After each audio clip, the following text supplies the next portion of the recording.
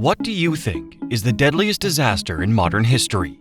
The Holocaust, the Cambodian Genocide, or the Holodomor? Well, surprise, none of them top the list.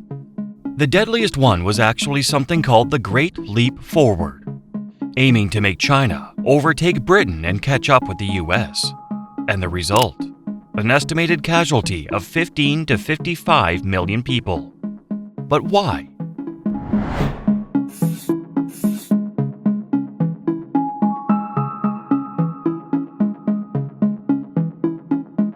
This is Mao Zedong. He had just won the Civil War and driven Chiang Kai-shek off to Taiwan. In 1949, he officially established the People's Republic of China. In front of him stood a nation of 600 million people, poor, uneducated, and left far behind by the modern world. Most of them were farmers who couldn't read, living off rice paddies and manual labor. At this point, the whole world was watching China. He went to Moscow to seek help from Stalin, both economic aid and the consolidation of the strategic alliance with the Soviet Union. The Chinese leader greatly admired Stalin, but Stalin didn't roll out the red carpet. Mao waited 2 days just to get a meeting with him. Eventually, the two countries signed an agreement. The Soviet Union promised to supply China with a massive amount of weapons, factories, industrial and agricultural equipment, and expert advisors, but the price was prohibitive. China had to pledge loyalty to Moscow, follow the Soviet economic model, and repay the enormous debt in many different ways. For the West, after the Korean War, they cut off money and refused to transfer any tech to China. Domestically, after the embarrassing failure of the 100 Flowers campaign, people were whispering. He knew what they were thinking: suspicions and resistance. Mao didn't like that at all. So he asked himself, what can I do to turn the table? In August 1956, Mao was sure that we trail the United States by 60 years. We will surpass them in 50 or 60 years. This is a responsibility. But then, in November 1957, in Moscow, on hearing Khrushchev boast that the USSR would overtake America in 15 years, Mao thought, if they can modernize that fast, why can't we? Immediately, his new goal was to surpass Britain in steel and major industrial products in just 15 years. Walking was too slow. He decided to leap.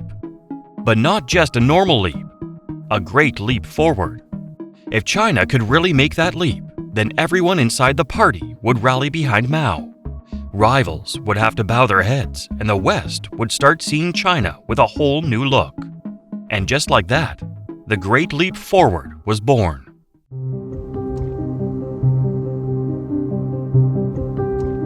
December 1957, at the 8th National Trade Union Congress, Liu Shaoqi, representing the party's Central Committee, announced the campaign. This was also the time when Mao declared that China would surpass Britain's steel output within just 15 years. Everyone was taken by surprise and doubt. How could such an impoverished and obsolete country like China surpass the UK's output in just 15 years? But Mao had an answer. If the whole nation works together, we can do anything. No need for technology, no need for science, just the people's will. But how could the people's will be created when they just fended for themselves? Simple. He collectivized the countryside. Villages turned into people's communes. No more private homes. Everyone lived, ate, and worked together. Even farmland, oxen, and rice cookers became collective properties. Everything pointed to one single goal: to surpass Britain's steel production. The method didn't matter. Neither did the need for science or complicated technology. He set one clear KPI. By 1958, China must produce at least 10.7 million tons of steel. First, let's check how the West had done it. In Britain, steel was made with a giant 30-ton oxygen blast furnace, which was a brand new technology at that time. They melted iron, scrap, and ore in a massive chamber, then blasted it with oxygen to eliminate impurities and spared carbon to produce pure steel. The heat coming from the chemical reactions inside the furnace, along with a well-insulated system, kept the whole steelmaking process stable, steady, and easy to control the quality. They then double-checked the output by measuring elasticity, resilience, and other chemical components. But China undertook a different way. No factories, no engineers. Mao had something better: revolutionary faith. Instead of fancy furnaces, every commune had to possess a backyard steel furnace. No iron ore, smasher pots, pans, and farming tools. Fuel? Anything that burns. Sticks, straw, even dried leaves. In terms of quotas, Mao struck an astonishing success. Nearly 140,000 backyard furnaces popped up nationwide. People melted down doors, cooking pans, even bed frames, all for the steel quota. The initial target of 10.7 million tons has been achieved. After steel, Mao kept thinking. To have workers forging steel and farmers believing the revolutionary cause, they must first be full. Rice became the backbone of revolutions. He believed moving water to the right place could lead to golden crops. Not to mention, during winter, there's less work in the fields. We couldn't have millions sitting idle, could we? So the whole country must dig canals, build dams, and create water. However, the population was mostly farmers, with no complicated measuring machines or tools. But those were of no need either. Look at the steel. China still beat the West without their state-of-the-art tech. Thus, he remained faithful to the exclusion of machines and technologies. While the USSR required hydrologists, bulldozers, and technical drawings, Mao wanted to prove that a man with a shovel could work miracles. In 1958, about 100 million people, 1/6 of the population, joined hands to dig canals, dams, and haul soil. They did all that with bare hands. That year, they moved 580 million cubic meters of earth, which was enough to fill a mountain. 30 to 40% of homes were torn down to get raw construction materials. From plains to hills, irrigation projects sprang up like mushrooms. Beijing cheered at every slogan. Victory was in sight. Steel was being forged. Water was flowing. China just needed to return to its core value, agriculture. He looked at all those fractured farms and shook his head. Communism was bound to fail if people only cared for their own field. So Mao did what no country had dared to do at such a rapid pace. In less than a year, he erased private land ownership. By November 1958, 98% of rural Chinese, which was about 500 million people, were moved to 26,000 communes. Each commune included approximately 25,000 people, which was equivalent to the size of a town. Everyone publicly worked according to assignments and listened to periodic reports. Additionally, he even applied new agricultural innovations. They were based on popular creativity, not science. Mao also encouraged dense planting. The denser, the better. Because he had an unswerving belief that different plants wouldn't compete for food. Each one needed a distinct diet. He told farmers to dig extra deep to facilitate the growth of roots and unlock underground potential. Everything was going so according to plan that he felt capable of controlling nature. Sparrows were reported to eat grains, and Mao labeled them enemies of agriculture. Rats, flies, and cockroaches were also shortlisted. Students were also allowed to skip school just to bang on metal pots, scaring the birds until they fell. Meanwhile, villagers formed circles around the fields, chasing the birds so they couldn't land. And he managed to succeed that way. Sparrows were almost extinct in various areas. Rice production increased significantly. The whole country celebrated. Riding the wave of victory, reports were submitted. Some places even claimed a 3-time rise in harvest. Mao believed he had sparked an agricultural miracle. But in fact, Mao had just sown the seeds of the worst famine in modern history.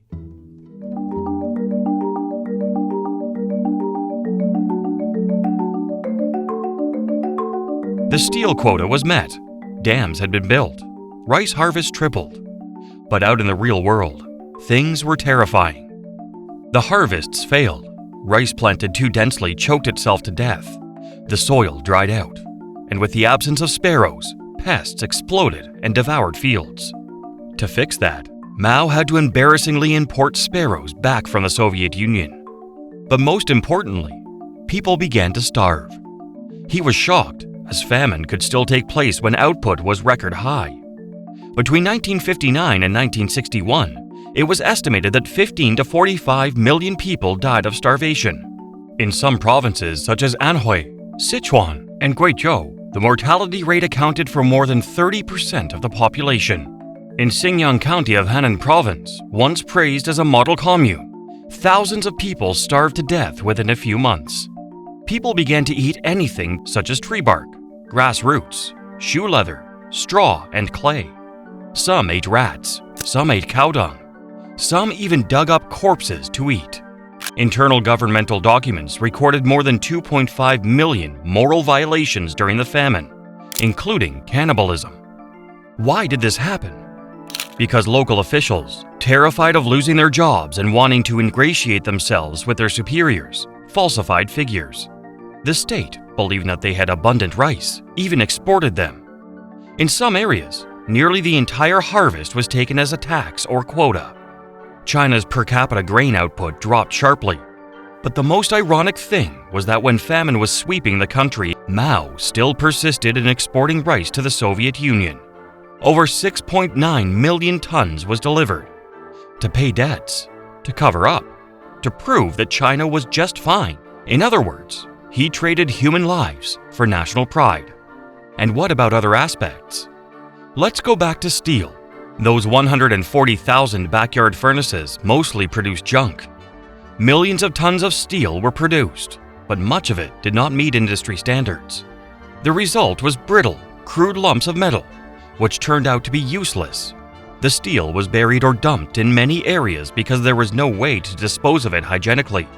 Don't forget the houses being torn down for bricks, farming tools being melted, cattle being slaughtered because we don't need livestock anymore. So when planting season came around, there was nothing left. And those glorious dams, when floods came, many collapsed, eroded, or leaked. Dams were built in a hurry, so many began leaking as soon as they held water, or were swept away right after their inauguration. In total, 580 million cubic meters of soil wasn't turned into fertile farmland. It became wet clay of failed projects. Some canals were dug in the wrong direction, which led straight into villages. In some places, a dam built in the morning cracked by evening because there were no engineers to calculate structures. Millions of farmers were mobilized from the fields for other industrial projects. That meant a massive labor shortage when farming and harvesting time came. A few desperate refugees made it to Hong Kong. They spoke of corpses slumped in fields, of mothers chewing tree bark while their children ate dirt. But back then, the West ignored or dismissed those stories. Not until 1982, when China's census data came out, did the full horror become undeniable. The world was stunned. Western scholars began to rewrite their understanding. They called the Great Leap Forward a living example of totalitarian socialism failure. They also debated the death toll, 16, 23, 30, or 45 million. Whatever the number, it was horrifying. But in the end, what responsibility did Mao bear? There was no official apology, no memorial for tens of millions who starved to death. Just 5 words. 3 years of natural disasters. The government blamed bad weather for the famine. It's always easier to blame nature than to admit your own mistakes. The media stayed silent. Eyewitnesses were forced to forget, and anyone who resisted was labeled counter-revolutionary. But some officials secretly recorded death counts. Some even dared to ask questions. At the 1962 7,000 Cadres Conference, Liu Shaoqi frankly declared that 70% of the tragedy was due to humans. Only 30% was the result of natural calamities. After that, policies were quietly adjusted. Communes still existed, but less extreme. Collectivization was relaxed. People were quietly allowed to plant vegetables in their backyards. How about Mao? He took a step back. Just a break to observe the situation. Because only a few years later, he would return with something even bigger, longer, and just as terrifying: the Cultural Revolution. But that's another story. As for the Great Leap Forward, he turned a poor, struggling nation into a shattered land with tens of millions of deaths. Mao didn't prove to the West that China could succeed. He gave them a different kind of lesson.